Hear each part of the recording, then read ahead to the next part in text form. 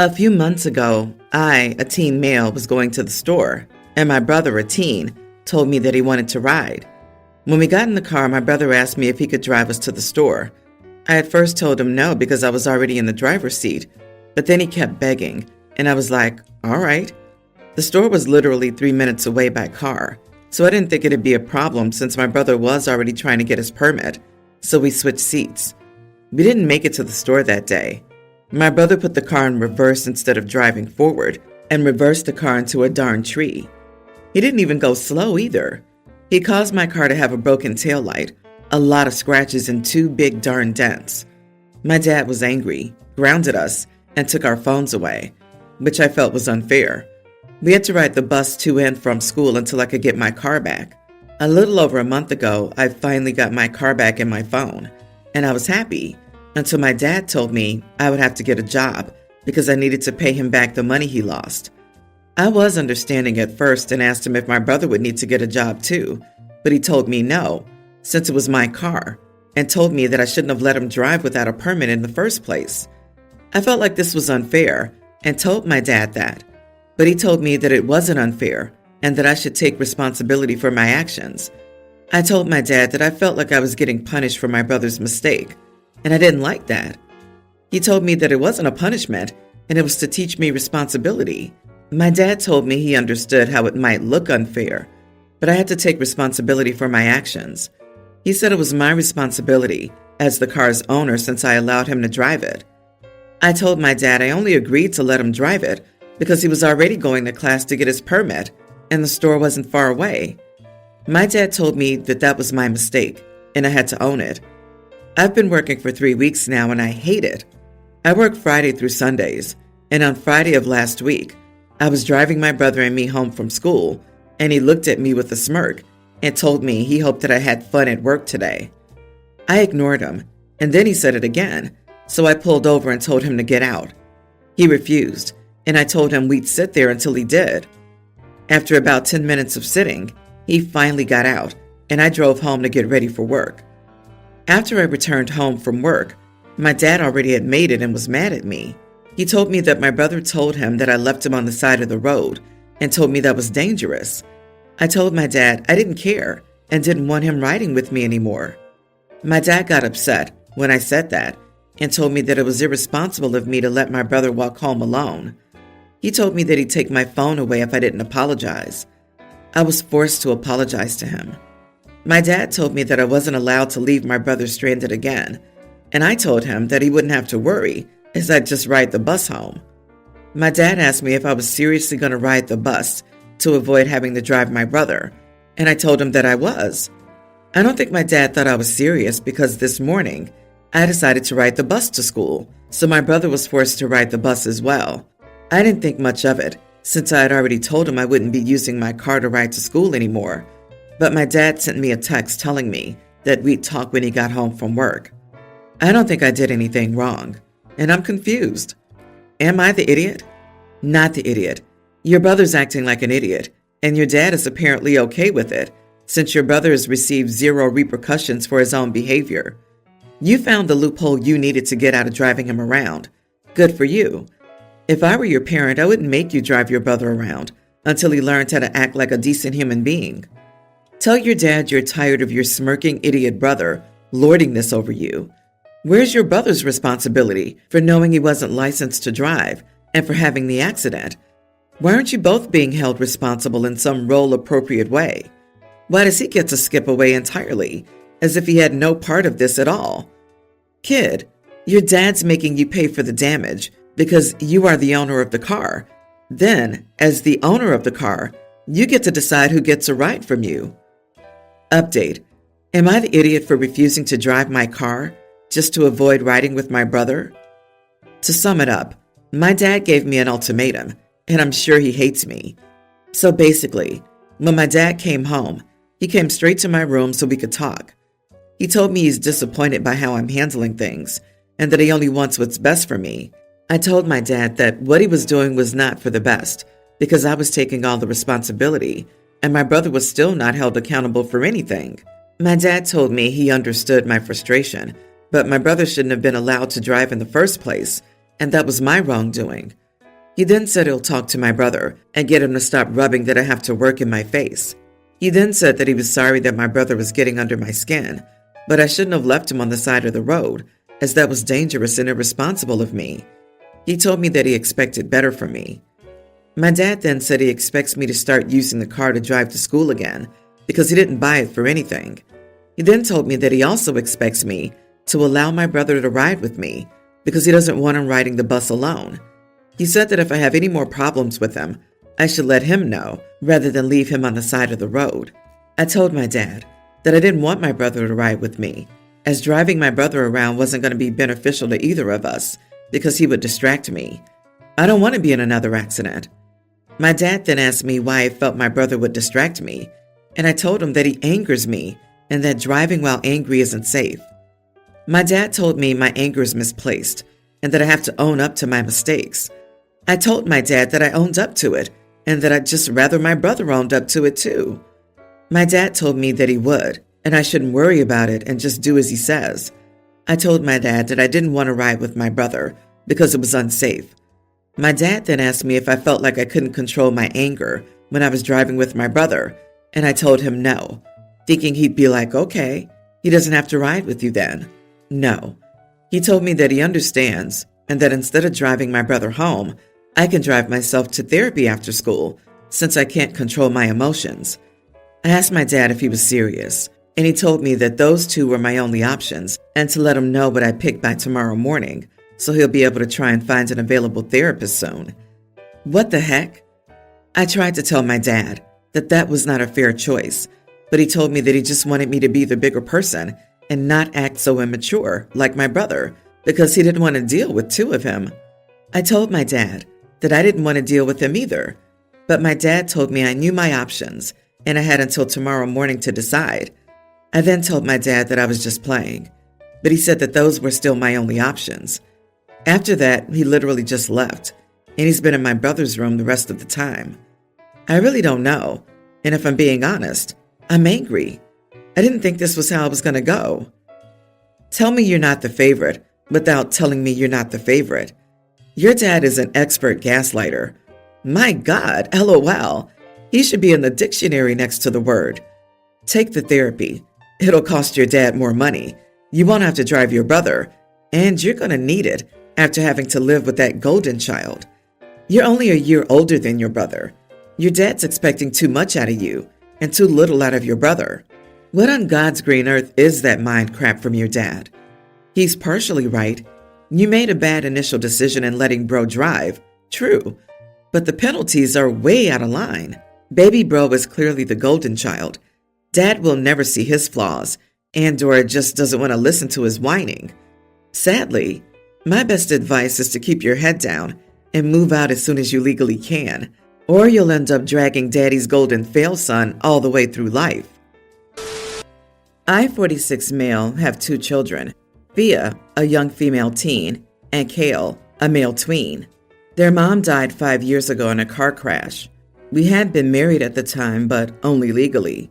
For the last 3 years of her life, we were pretending to still be together, and we stayed married, but it was all pretending for the kids. We didn't want a divorce for our kids' sake. Both of us came from divorced families and what I consider broken homes because of how badly our parents handled the divorces. We didn't want that for the kids. We feared we couldn't do better. The end result was us hating each other. It ran deep, too. I regret that now. The last words we exchanged were not kind. Our kids deserved better than that. Better than having parents who hated each other because we were so afraid to divorce. So after she died, I was determined to let go of all that hate, and I was determined to make sure the kids knew that they were loved by both parents and were not burdened by the issues we'd had. Their mom and dad both loved them. I truly believe their mom's love still exists in them, and they deserve to know that love. That was what I focused on. So I saved everything of hers for them. It's all stored safely for them one day. And a couple of years after she died, I removed most of the photos of our married life, but I let the kids keep 2 photos of their choice out in the open in the common areas of the house. The rest are either in their room or stored for them with the rest of her stuff. My kids love and miss their mom so much, and it brings them comfort to have her photos out. I make sure they can always talk about her or ask questions. They also have a very close relationship with the 3 siblings she spoke to. Above all, this is my children's home, and I make sure it always feels that way. When I met my wife, I remarried last year, I told her about the photos and told her that a partner of mine needed to accept them. She did. We got married. Nobody's taken the photos of my kids and their mom down, but my in-laws do have a problem. And maybe they're speaking on behalf of my wife, and she's not open. I'm still figuring that out. They were staying with us at the weekend, and during dinner, they questioned my kids about keeping the photos out when my wife now lives with us. My kids said they like having photos of their mom that they can see in the house. My in-laws began to say that that was inconsiderate toward my wife, and they should not be in common areas. When I stepped in and shut them down, I told them that this was still my children's home, and part of that was displaying photos of their mom in their home where they could be seen. I told them it did not need to be discussed more.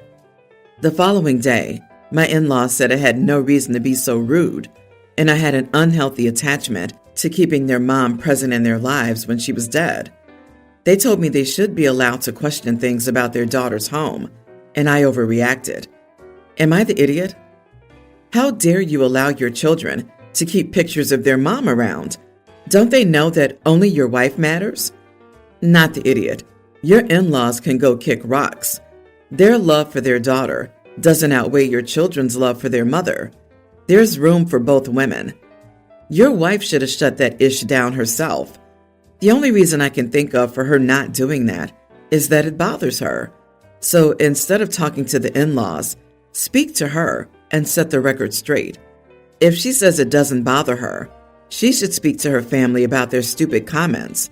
If it bothers her, you need to talk to her and reaffirm the point you made years ago and ensure she accepts it and doesn't question it anymore. Then make her shut her family down about it. Bringing that subject up in front of the kids is an idiot move by her family, and you were 100% right in telling them off. My girlfriend, 25, and I, 27 male, have been together for 2 years and have been living together. We also have no children. I'm currently working. However, my girlfriend just quit her job 3 months ago, and the people she worked with were toxic. Thankfully, I make enough to keep the lights on, but it's been hard with her not working. Hard to buy food and other needs when I'm throwing my entire check at bills. I've reminded her multiple times that it's time to look for a new job, and she says no good jobs are hiring at the moment. She says this every time. I've been frustrated recently because I have to work overtime because of this. So I sternly brought up to her that she needs to find a job because I can't keep working overtime just because she isn't working. It's hard to support her and myself like this. We went back and forth, and she said that I could take up a second job, that dealing with toxic people at her work was mentally draining her, and she didn't want it to happen again. She said she wanted to be a stay-at-home girlfriend. I told her she was insane for saying that, and that I would break up with her if she didn't find a job. She lost her crap and told me men are the ones to take care of their partner. We haven't spoken much since, and she's very angry at me. I don't know if I was too harsh to say that to her. Excuse me? Stay-at-home girlfriend? I've never heard of that before. Your girlfriend is delusional. You are not the idiot. I don't know how some women would want to be stay-at-home girlfriends. Once that relationship is over, you're screwed. No money saved, no career, nothing. Sadly, it's a new TikTok trend. No security for her whatsoever if he decides to end the relationship. It is a weird trend. OP, I would seriously reconsider this relationship. I cannot imagine causing stress to my partner and asking them to take on a second job while I'm contributing nothing. Make sure you don't get her pregnant. Frankly, I would stay away from that entirely.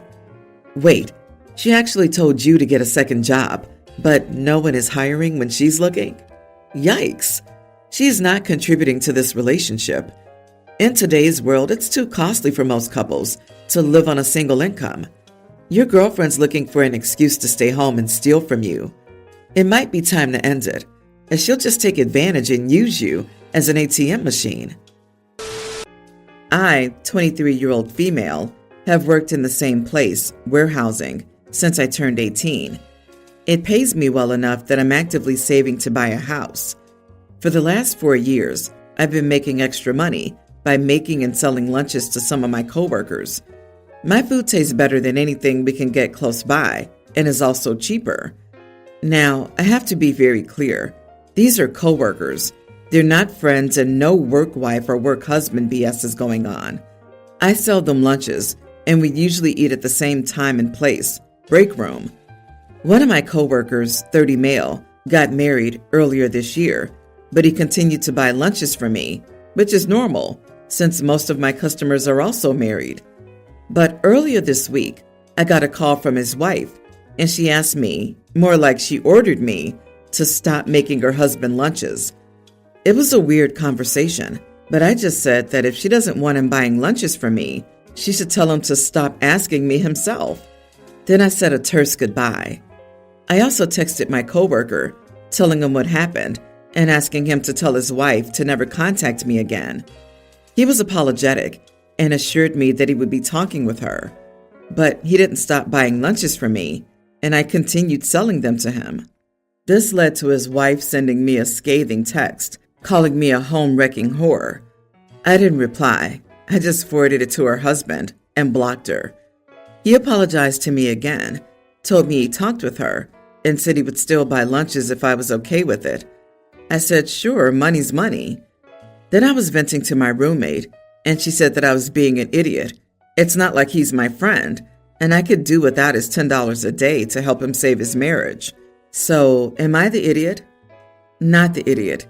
Your coworker's wife is unhinged. You aren't making her husband's lunch. You're selling food to anyone willing to buy it. By the way, you would verify with your job that it's okay for you to do that. Most businesses don't allow their employees to run a private, for-profit business while they're at work. In any event, block her number and carry on. You're not doing anything wrong. If she's so concerned about you making her husband lunch, she should get up a bit earlier in the mornings and make them herself. I can't see a problem with what you're doing, but just be a little bit careful. She sounds like a bit of a bunny boiler to me. You never know when you might find your tire slashed. I was thinking about the tires, windshield, or her home. Let's hope this wife isn't that unhinged. OP, if her marriage is so fragile that someone else cooking food for him is going to wreck their home, that's on them to resolve. But at this point, having him as a customer might create more hassle for you than it benefits. So I'd consider rejecting his business for that until he can sort out whatever goes on at home.